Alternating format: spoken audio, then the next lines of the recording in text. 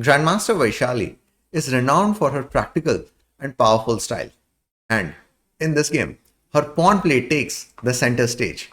Facing international master Gulrukh Begim Tokhizhonova, she shows how pawns can be used not just for support, but as active weapons to claim space, take control, and also open up the position at the right time.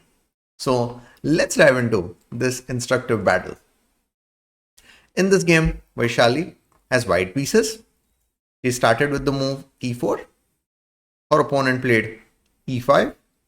Vaishali played the move knight c3, a lesser popular move than knight f3. So then Gulrukh Begim played the move knight f6. Vaishali played bishop c4. So she is going into the Vienna game. Then knight c6 was played, and now d3. So what is the idea behind this line, and how this line is different from those regular knight f3 lines?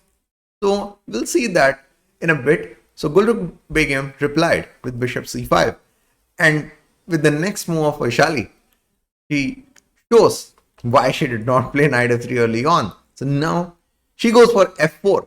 So taking advantage of the fact that the knight is not on f3 and she can put pressure on this e5 pawn. Now d6 was played by Gulrukh Begim, and then Vaishali now goes for knight f3. So she's like, all right, my pawn is on f4.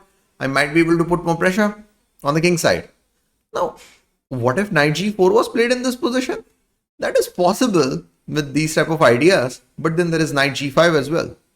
And for example, if castle is played, then there is f5. Wait, giving up material?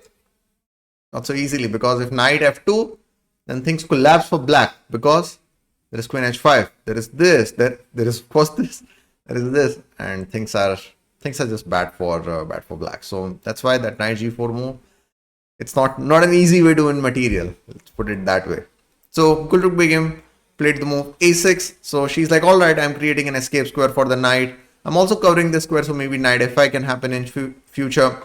So Vaishali in this position decides to play f5. She's like, all right, let me close the king side a bit. So what's the point? She had played f4, so she wanted to keep the pressure on the center, and now she's playing f5. She is closing the position. Yes, she is closing the position, but she's gaining the space as well. She's restricting the bishop, and at some point, she might go for this h4, g4, g5, those type of ideas, and increase the pressure on the king side. Now, Gulrukh Begim played the move h6. So she's like, all right, I don't want to allow this bishop g5. Then Vaishali plays the move queen e2. So slowly improving the position. Knight d4 was played. Knight takes e4, no worries. Bishop takes e4. She plays bishop e3. She is not worried about bishop takes e3, b takes e3, and her queen side pawn structure getting bad, because that bishop is an active bishop, and then she would be able to focus on her attention on the king side with those g4, h4, those type of ideas. So Gulrukh Begim just maintains the tension in this position with c6.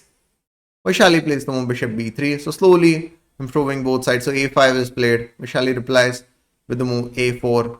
Then in this position, bishop d7 is played. She castles. Now, since she has castled, Gulrukh Begim is like, all right. She was also waiting that which side Vaishali would castle, and then she would decide where to castle. Then king h1 gets played.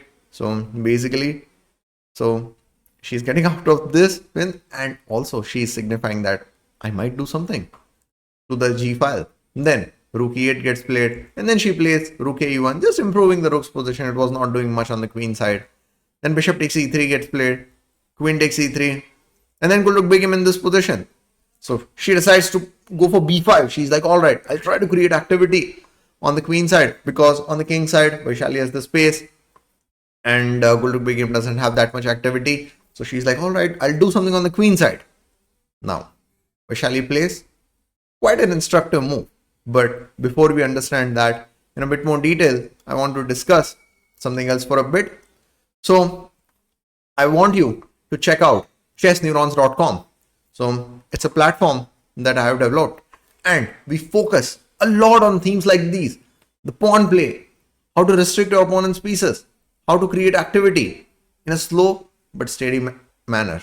Our puzzles are full of examples like these, where pawn play decides the course of the game. So if you want to sharpen this part of your chess, check out chessneurons.com and use the 7-day free trial now. So back to the game. In this position, Vaishali.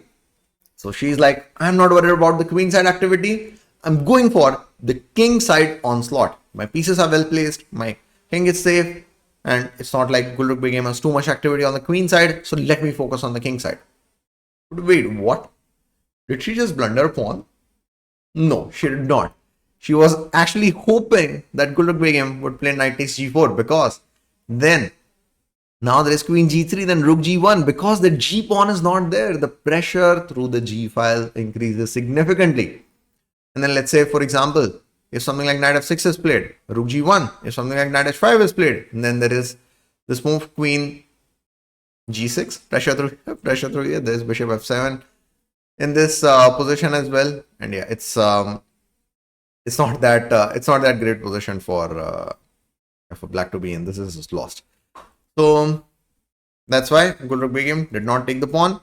No, she followed the clear principle. When your opponent is going for flank attack, you should strike in the center. So she plays the move d5. She's hoping that Vaishali would take c takes d5, maybe knight takes g5, and this diagonal would get open and she would get some activity. But Vaishali is like, no, I'm not worried about that.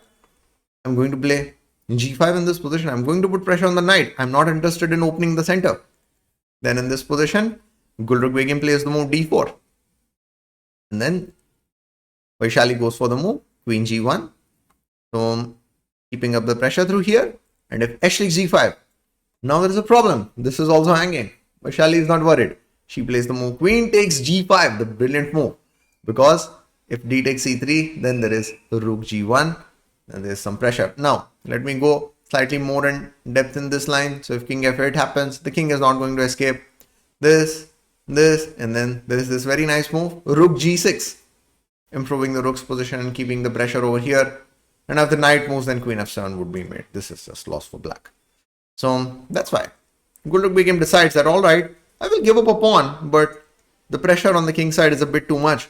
So I'll just exchange the queens. Now, if Vaishali does not exchange the queens, then the knight would go to f4 or e3 and create some activity. So she decides to go for this and then take a pawn. Now, Gulrukh Begum in this position recovers the pawn. But the thing is that the pawn structure is not that great and the queens have been exchanged. But please remember, just because the queens have been exchanged doesn't mean that activity of Vaishali on the king side will stop. So because of this pawn push, she has gained space. Because of this pawn push and getting it exchanged, she has got the semi-open file. And that's what she'll make use of. So she plays the move rook f3. By the way, so I want to make a mention of one move. So in this position, will you play rook g3 or will you play rook g1? Now, some of you would be like, okay, whatever. I mean, what's the difference? We want to double on this file. So whichever rook we bring, what difference would it make?